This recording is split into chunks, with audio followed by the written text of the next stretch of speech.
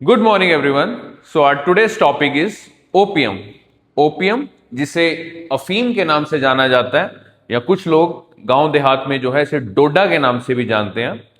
तो आपने जो है अफीम से रिलेटेड जो है कई सारे सॉन्ग्स भी सुने होंगे, जैसे very famous rap of Karan Aujla, इक्को एक जट दी पसंद गोरीए नेड़े मिलदी नहीं आउंदी बीकानेर दो।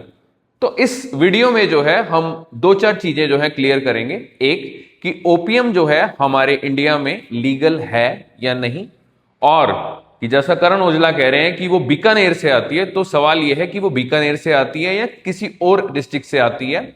और इसमें हम डिस्कस करेंगे हमारा फर्स्ट और सेकंड ओपियम वॉर। तो let's start with our video. तो as you know, India is the only country in the world जहां पे ओपियम जो है यानी अफीम जो है लीगल है, और ये यूज होती है सिर्फ साइंटिफिक और मेडिकल पर्पस के लिए। और करंट सिचुएशन ये है कि भारत के 3 राज्यों में जो है ओपियम की कल्टीवेशन जो है लीगल है। एक मध्य प्रदेश, दूसरा राजस्थान और तीसरा उत्तर प्रदेश। मध्य प्रदेश में सबसे ज्यादा जो है ओपियम की कल्टीवेशन होती है, यानी मध्य प्रदेश जो है लीडिंग स्टेट है हमारी।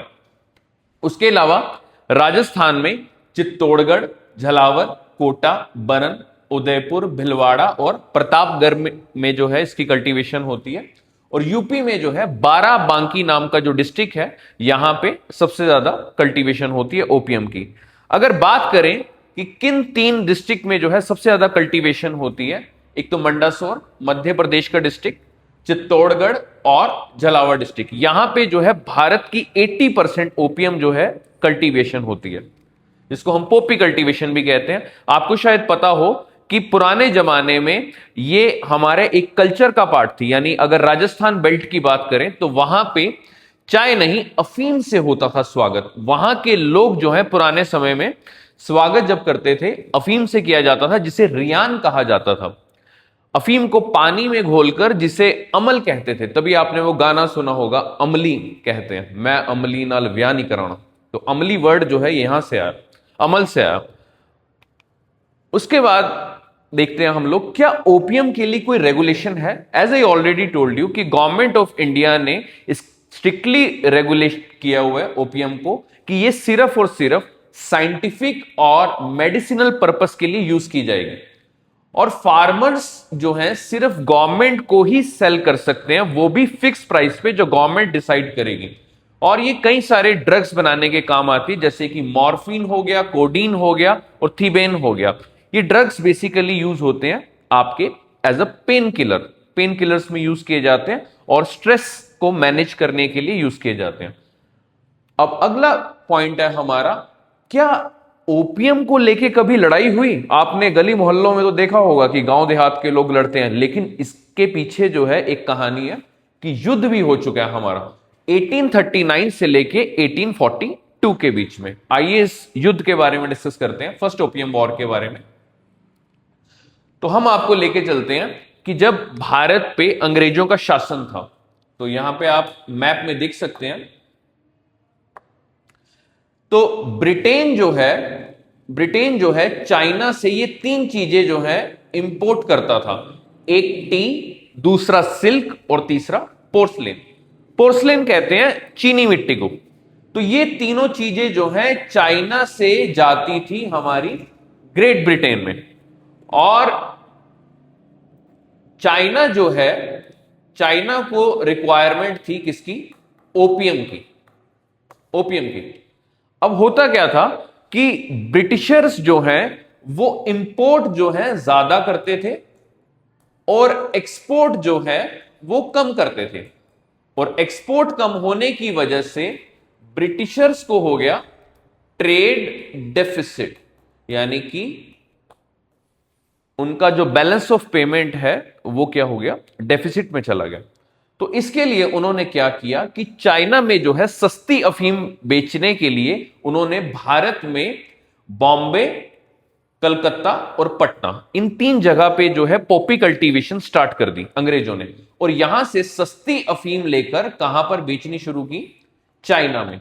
और चाइना में बेचनी शुरू की, और चाइना में पहले तो ड्रग्स में यूज होती थी, मेडिसिन में यूज होती थी, और धीरे धीरे जब अफीम सस्ती मिलने लगी, क्योंकि सप्लाई कर दी थी अंग्रेजों ने ज्यादा, जिसकी वजह से अफीम जो है सस्ती मिलने लगी और लोग जो है उसको डेली हैबिट में जो है यूज करने लगे, जिसके कारण क्या हुआ, opium addiction is exploded in China from the 1820s onward, which causing a social disruption.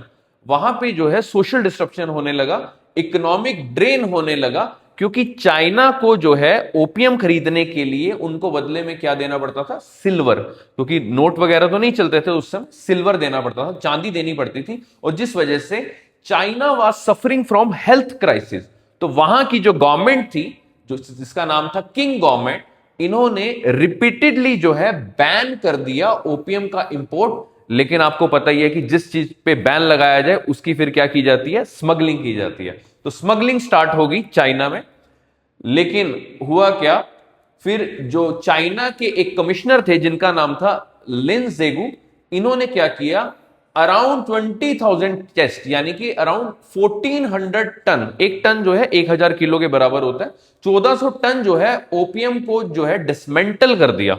अब ये बात जो है ब्रिटिशर्स को अच्छी नहीं लगी और इन्होंने क्या किया, इन्होंने जो है युद्ध छेड़ दिया और फर्स्ट ओपियम वॉर जो है शुरू हुआ, जिसको हम एंग्लो चाइनीज वॉर भी कहते हैं। एंग्लो का मतलब ब्रिटेन और चाइना का वॉर हुआ।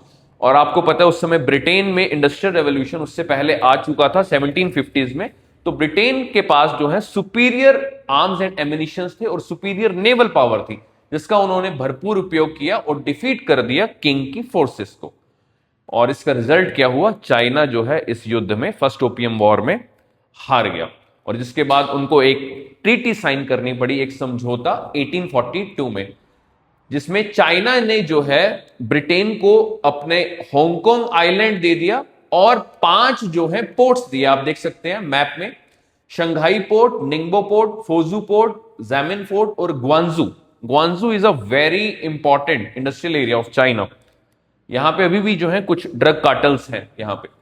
और ब्रिटेन को जो है उन्होंने 21 मिलियन यूरोस जो है रिपारेशंस मींस मुआवजा दिया और फिक्स कर दिए गए लो टैरिफ। तो ये थी कहानी हमारे फर्स्ट ओपियम वॉर की। Thank you very much. कैसी लगी आपको ये वीडियो? लाइक और कमेंट और शेयर करिए। Thank you so much.